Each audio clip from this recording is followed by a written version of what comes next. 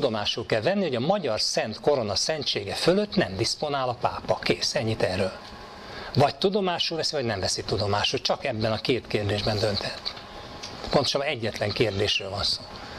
És arról van szó, hogy olyan szintű a magyar szent korona szentsége, hogy egyszerűen nem éri el a pápai diszpozíciós jogkör. Alatta van. Na most ez, ha valakit sért, akkor magába keresse a hibát. Nagyon szeretném, mert itt tényről van szó.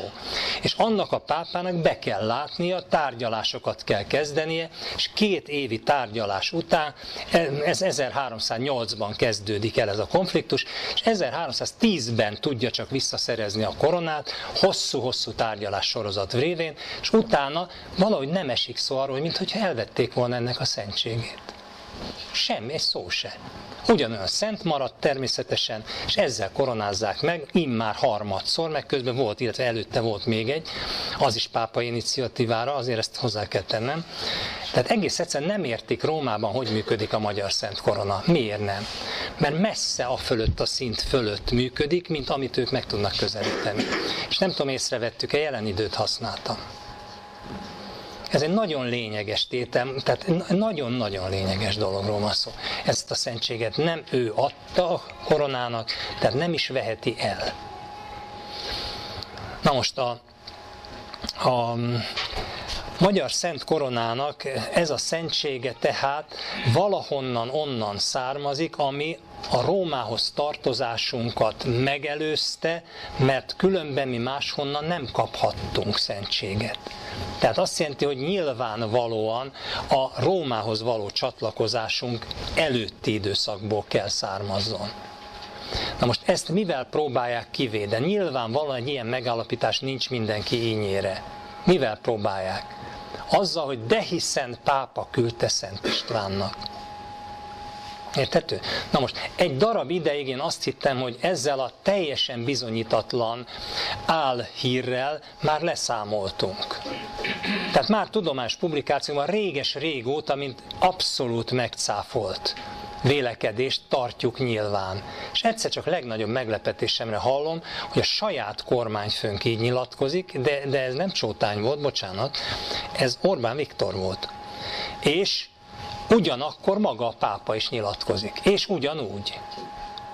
Anélkül, hogy összebeszéltek volna. Tehát egészen egyszerűen ez akkor volt, amikor Esztergomba szállították a koronát. Saját fülemmel hallottam, gyors egymás utánban mind a 2 nyilatkozatot. És az volt az óriási szerencsém, hogy ugyanakkor, ezt elmondtam már ezt a példázatot, csak lehet, hogy nem ezzel a témával kapcsolatban, hogy ugyanakkor milyen tévének, nem, Duna tévének stúdiójában ültem, mert fölkértek, hogy kommentáljam ezt az esemény sorozatot.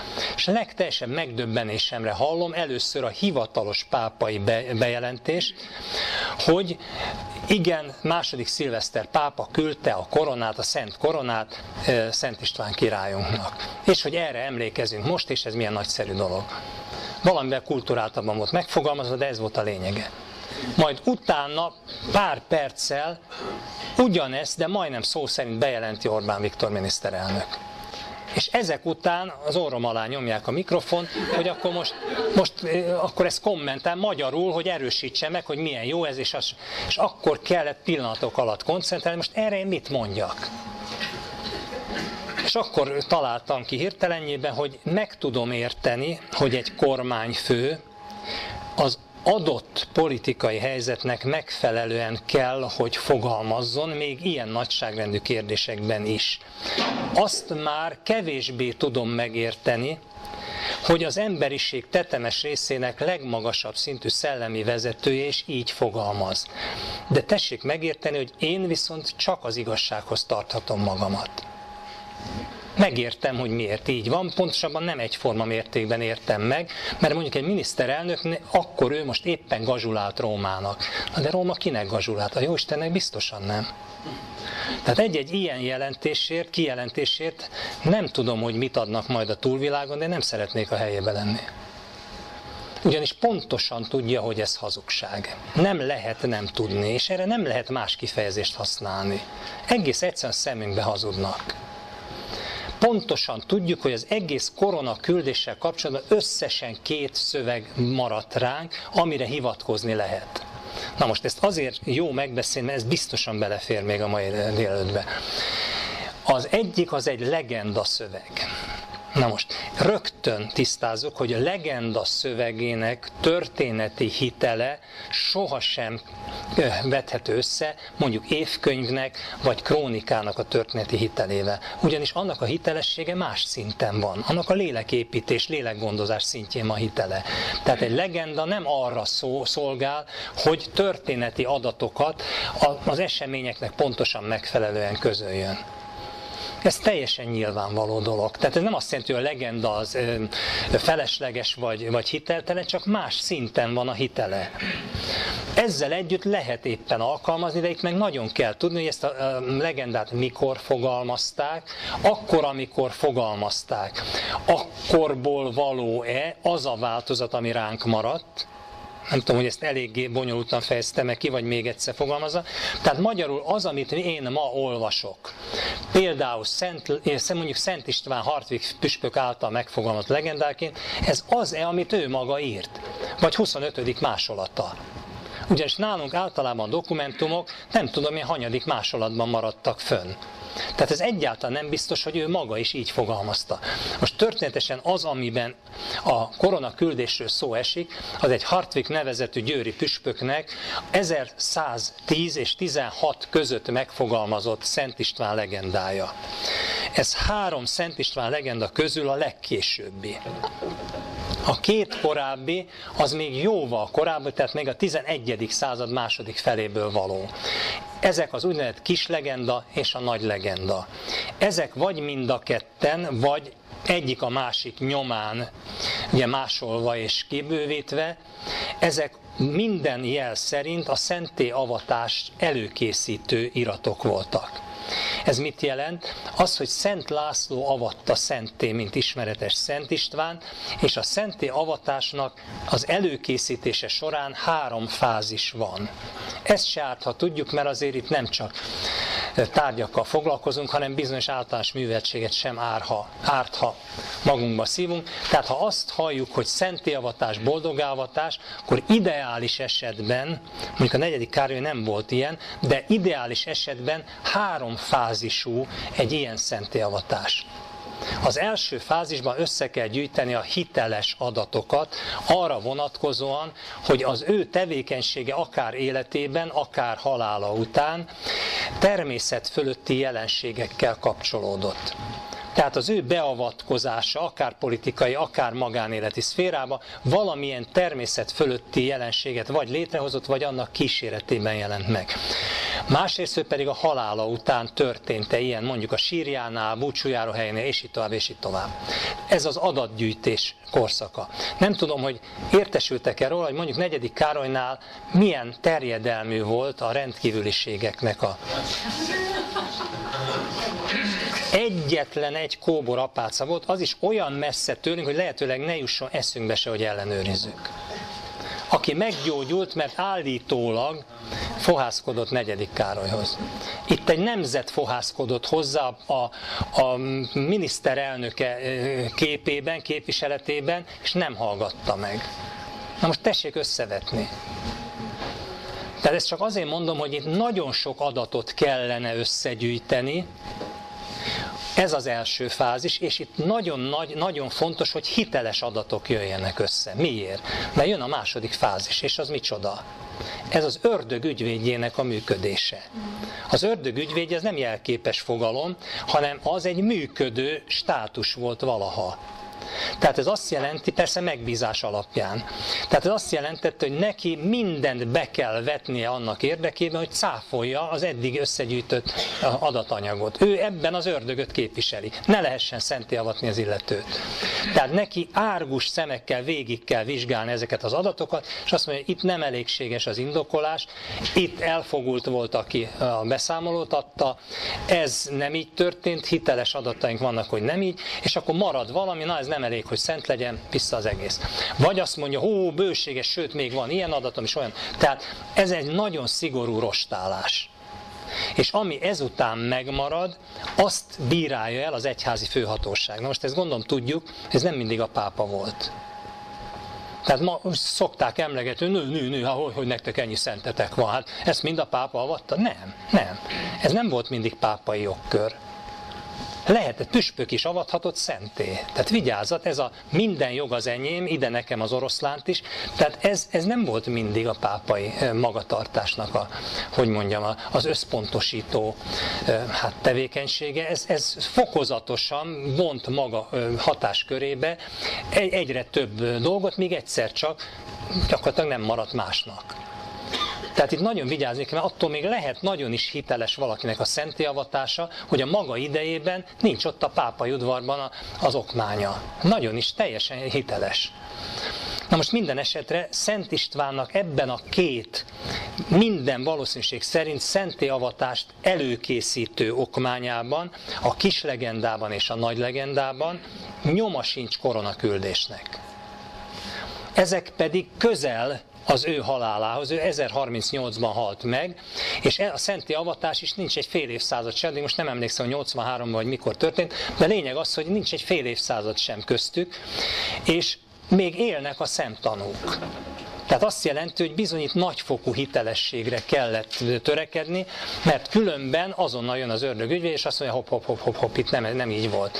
Na most tessék nekem úgy teljesen józan paraszti ésszel végig gondolni, ha valóban pápa küldte volna a szent koronát, ez a szentség megállapítása szempontjából előny lett volna, vagy inkább hallgassuk el? Nyilvánvaló előnyt jelentett volna, teljesen nyilvánvaló, egészen biztosan nem hagyták volna ki. Tehát ez az argumentum ex silencio típusa, tehát amikor az érv vagy valaminek a hiányából, valamiről való hallgatásból vonható le, azt tudnék, hogy akkor nem is tudhattak róla. Magyarul Szent István halála után mondjuk kerek 50 évvel egész egyszerűen senki nem tudott potens személyek közül arról, hogy ide pápa küldött volna koronát. Ennek gyakorlatilag egyetlen reális okát lehet feltételezni, és az micsoda? Az, hogy nem is küldött. Na most ez a harmadik Szent István legenda, amelyik viszont jóval későbbi, tehát akkor már garantáltan nem élhettek olyanok, ha csak nem 100 éves korban, akik még tanúk lehettek volna. Hát ne felejtsük el, 1000-ben kellene ennek létrejönni, tanúja 1110-ben 110 éves. Ha akkor született, akkor is. Tehát legalább 130, hogyha már el akarom fogadni a tanúságát. Hát ezeket nyugodtan ki lehet hagyni a számításból. És ráadásul, ami az egészben a kellemetlenebb, hogy ez a koronaküldés epizód a Hartwig püspök féle legendában bizonyított módon későbbi betoldás. Tehát még csak nem is 1110 és 16 közötti, hanem egy jóval későbbi, egyelőre nem tudjuk, hogy melyik korban, abban készült, és úgynevezett interpoláció, tehát betoldás az eredeti szöveg. Miért? Mert ki tudja, hanyadik másolat maradt ránk. Tehát ez nem Hartwig püspök saját fogalmazása, hanem egy jóval későbbi betoldás. Na most ennek a hitele tehát a nulla körüli tartományban mozog. Nyilvánvaló érdekek motiválják, és ráadásul még azt is tudjuk, hogy Könyves Kálmán korában nagyon súlyos válságba került a magyarországi szakrális jogrend a pápasághoz való viszonya tekintetében. Tudjuk, hogy Könyves Kálmánt nem királynak nevelték. Eddig gondolom általánosan ismert a téma, hanem főpapnak nevelték. És meg is szökött, amikor arról volt szó, hogy őt mégiscsak királlyá akarják kinevezni. Ez egyébként Szent Lászlónak volt élete utolsó pillanataiban a döntése. Máig vitatjuk, hogy ezt mi indokolta. Mert egyébként Álmos volt a másik testvér, és őt nevelték királynak, és innentől kezdve Álmosnak az élete egyetlen nagy tragédia, a megvakításáig, a kis hián, a meggyilkolásáig, és így tovább, és így tovább. És hát Kálmán meg eléggé sok ténnyel bizonyította, hogy bizony megingott az ő királyi magatartása. Ezt most én nem részletezem, a képes krónikában ezek részletezve vannak. Az egyik, amit a képes krónika már nem említ, mert már helyreállt közben a helyzetünk, az volt a legsúlyosabb, és ez mi volt? Az, hogy magyar király investitúra jogáról időlegesen lemondott. Na most mit jelentett az investitúra jog? Az investitúra beiktatást jelent magyarul. Mibe való beiktatás? A püspöki jogkörbe való beiktatás. Ez a magyar Szent Korona országában a királyi jogkör, vagyis a Szent Korona jogkörének volt egy eleme, egy megnyilvánulási módja. Na most tessék nekem megmondani, hogy püspököt egész Európában hány királynak volt joga kinevezni? Sem, egyedül a magyar királynak. Ez egy akkora kitüntetés volt, hogy ez egyszerűen nincs mit mérni.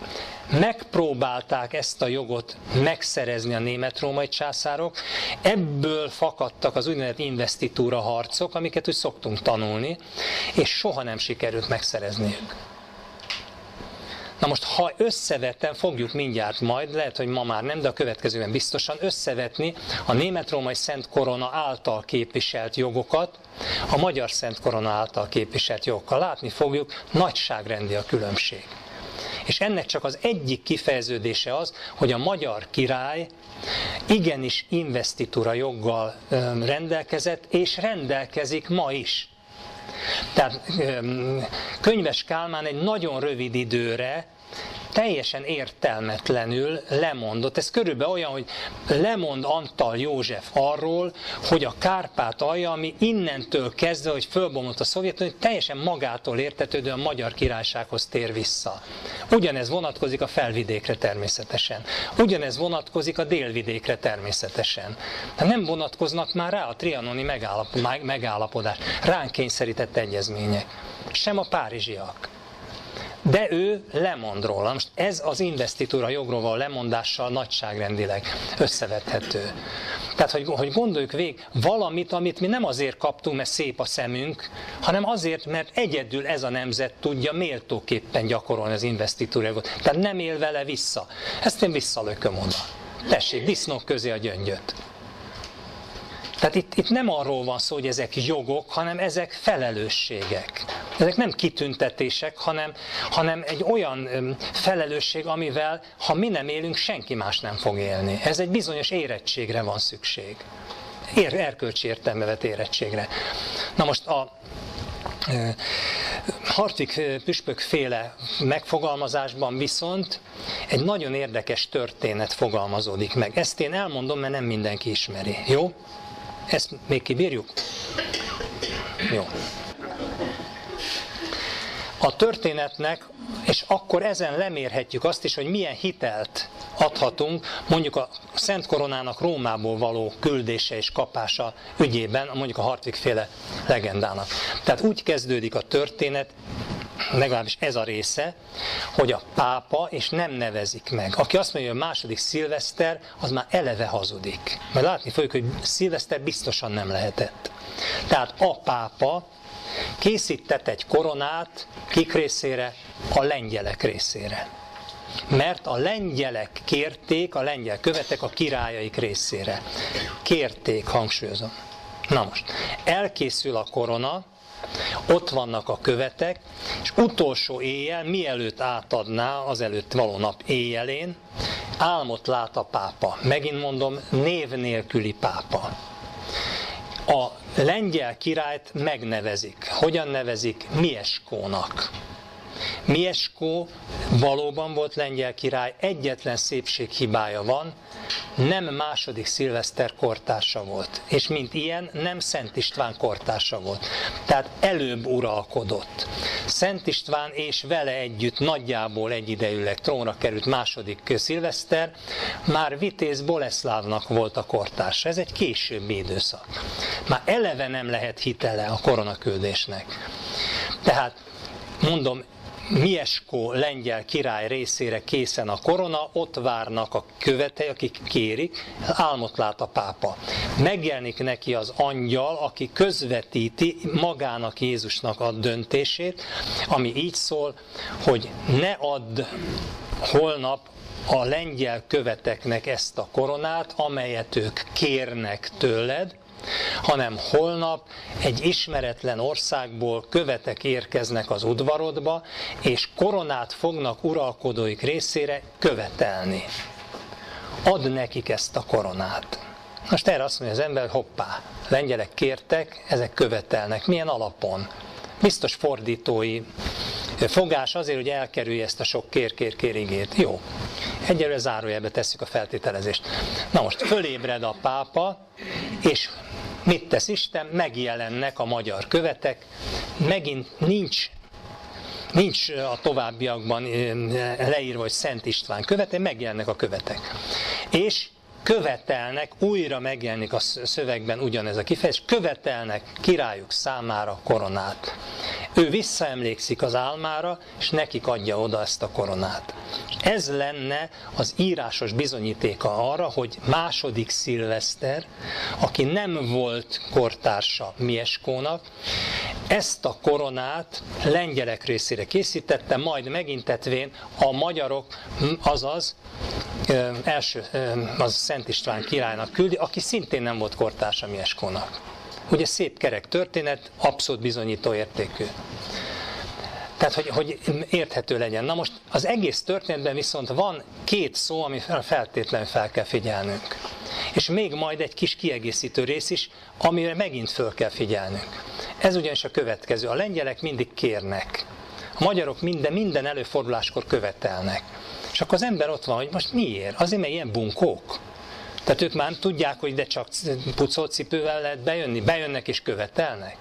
És akkor az ember azt mondja, hogy jó, megnézzük az eredetit. Tehát nézzük meg a latint, mert ugye ezek latin nyelven maradtak fönn, és akkor látja, hogy hát igen, a lengyel követek ahányszor megnyilatkoznak, a quero querere quasi quesitum igét használják. Ez valóban a kér. Kérek tüzet tőle, quero querere. Pontosan a quero, mert ugye egyes számba kérem. Tehát a hétköznapi értelembe vett kérést jelenti. Igen ám, de a magyar követek nem. Hanem ők a flagitare igét használják. Flagito, flagitare, flagitavi, flagitatum. Kész. Na most nézi az ember ugye középkori latin szótárban, és akkor kiderül, hogy igen, ennek van egy ilyen jelentése, hogy hevesen kér. Na de a példamondatok egyértelműen elárulják, hogy miért kér hevesen. Azért, mert járandóságot visszakövetel, hangsúlyozom, visszakövetel, példamondat egyértelműen adja le, és fordítják magyarra. Vagy adót behajt. Érthető? Tehát valami miatt jár nekünk ez a korona. Erre alapozódik az a feltételezés, aminek egyelőre ezen kívül nem ismerjük bizonyítékát, hogy ha egyáltalán megjárta Rómát ez a korona, akkor onnan mi csak visszakövetelhettük. Mondom, ha egyáltalán. És ez azért nagyon fontos tétel, mert egy egész sereg csatorna megnyílik, ha az ember idáig eljut, amelyeken mi egészen későbbi korokig is, tehát jó késői korokig is el tudunk tájékozódni. Ugyanis volt egy olyan korszak, ez jóval később van, amikor szintén át akarták alakítani a magyar szent koronát egy másik ország felségjelévé, vagy uralkodói fejékévé. Mert így lehetett a legbiztosabban megóvni attól, hogy a magyarok visszaköveteljék. Mikor volt ez? 1784 és 90 között. Csak akkor nem lengyeleknek, hanem a második bizánci birodalomnak a koronájává alakították át. Tehát ez előképe mintegy, sőt valószínűleg későbben fogalmazták, mint magát a kísérletet, tehát második Józsefnek ezt az aljas kísérletét. De teljesen egyértelműen ugyanilyenről van szó. Tehát ha egyáltalán hitelt adhatunk ennek a késői betoldásnak, akkor ennek nyilvánvaló célja az, hogy egy orgazdaság-szerű birtoklást, tehát magyarul nyilvánvalóan nem a pápa jött ide fegyverben és lopta el a koronát, ez teljesen nyilvánvaló, de valahogyan, ha ez egyáltalán előfordult, hogy Rómába került, ez biztosan nem békés úton jutott oda. És akkor viszont ezt nem kérni kell nekünk, hanem követelni. És azt is tudni kell, hogy a flagitare igének ugyanaz a szógyöke, mint a flagellum igének. És mit jelent a flagellum? Ostort jelent. Kit neveztek flagellum deinek? Isten ostorán. Tehát egészen nyilvánvalóak az átrímelések, az utalások, hogy itt, ha nem adod vissza, akkor még lehet, hogy Róma előtt Attila utódai lesznek, de nem valószínű, hogy ugyanolyan kegyelmet fognak veled még egyszer gyakorolni, mint Attila tette ugye 452-ben. Tehát nagyon valószínű, hogy ha itt valóban visszakövetelésről volt szó, Attila neve biztosan szóba került. Mert azért kétszer ugyanazt a hibát nem szabad elkövetni. És ha még egyszer elköveti Róma, akkor ott már nincs kegyelem. Azt egyszer megkapta Attilától, másodszor már nincsen. És ha valaki ezt a pápa nagyon pontosan tudhatta, tehát azonnal átadta. Na most ilyen módon érkezik vissza, ha ez az egész nem csak fikció. De hangsúlyozom, ez legendában, és ott is utalásszerűen hangzik csak el. Tehát ez olyan, mint egy közös közlemény. Hogy megállapodunk, hogy a kényes pontokat nem érintjük. De úgy fogalmazzuk meg, hogy akinek azért van füle a hallásra, van szeme a látásra, azért látja és hallja, hogy mi volt itt az alapszituáció. Tehát visszakapjátok a koronát, de akkor az én felelősségemet ne érintsétek benne. Világos? Igen? Jó, akkor visszakapjátok, tessék. De ez a flaggitare ige azért mégiscsak benne maradt, ami azt jelentette, hogy cenzúra elaludt. Vagy már kifáradtak egy nagyon hosszú éjszakai tárgyalás után. Benne maradt. És benne maradtak ezek az apró hibák, amik hát nem is olyan aprók, hogy hát azért ez lehetetlenség korszak tekintetében. Na, ennyit akkor a hiteléről. Na most mit mond az a pápa, aki ott nincs megnevezve, a magyar követeknek, amikor végül is átadja nekik a koronát?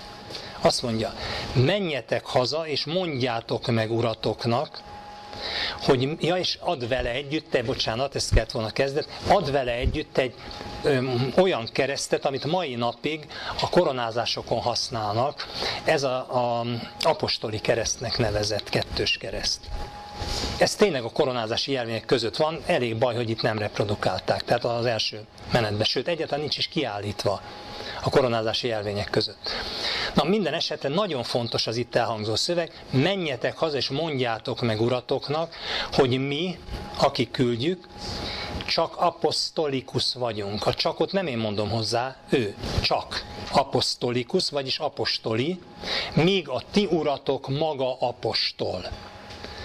Most hangsúlyozom, ezt pápa fogalmazza, és a jelenlegi pápai főhatóság ismeri el hitelesnek.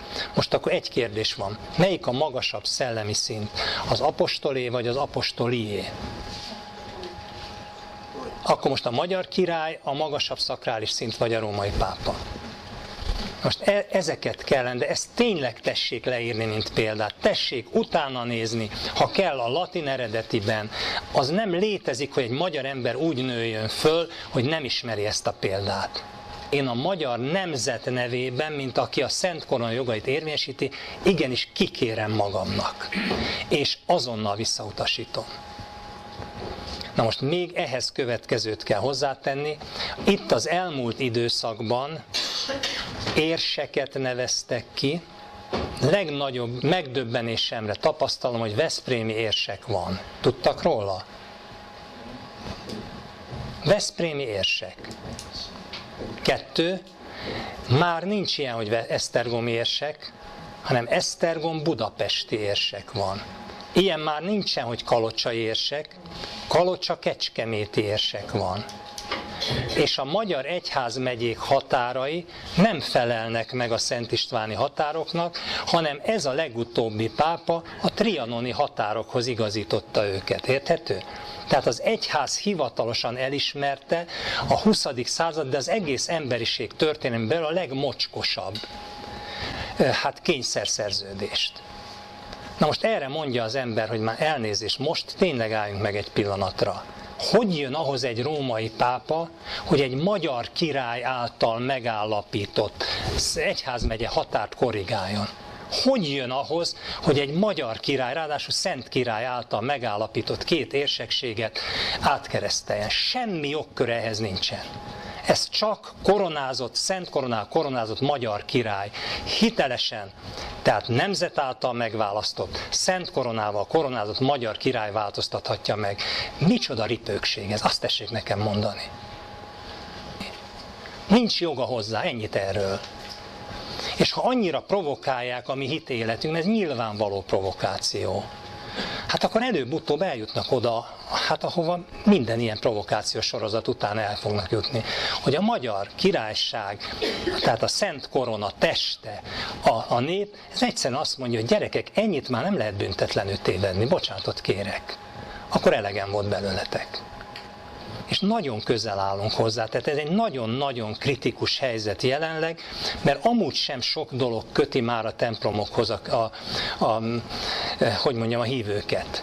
De ha még ennyire nyilvánvaló aljasságok tapadnak, és kifejezetten magyartalanító, magyar ellenes aljasságok, akkor bizony el fognak néptelenedni a magyar templomok. És akkor utána ne tessék ám sírni, ez nem kommunista propaganda lesz, hanem ez, ha szelet vetsz, fiam, vihart fogsz aratni. És nagyon küszöbön áll a vihar. Most egészen konkrét beszélgetésekre is hivatkozhatnék, de bizalmasan tudom. Érsekkel beszélt egy nagyon közeli ismerősöm, pontosan egy barátom. És mondta, hogy már ők a népszavazás ügyében azért nem emelték föl hangosabban a szavukat, pontosan azért nem csinálták meg a javaslat szerint azt, hogy harangozzanak. Mibe került volna nekik? Most tessék megmondani. Egész egyszerűen mondta, ez már annyira nem érdekel, nekünk már annyira nincs a lelkekhez kapcsolatunk. Mi még egy darabig csináljuk, de már tudjuk, hogy úgyis elnéptenek. Ez egy érseknek a hivatalos vélemény. Tehát, hogy érthető legyen, senki nem támadja őket, saját maguk ássák a saját sírjukat. Hazugságra nem lehet, nemhogy szakrális épületet, semmilyen épületet nem lehet építeni.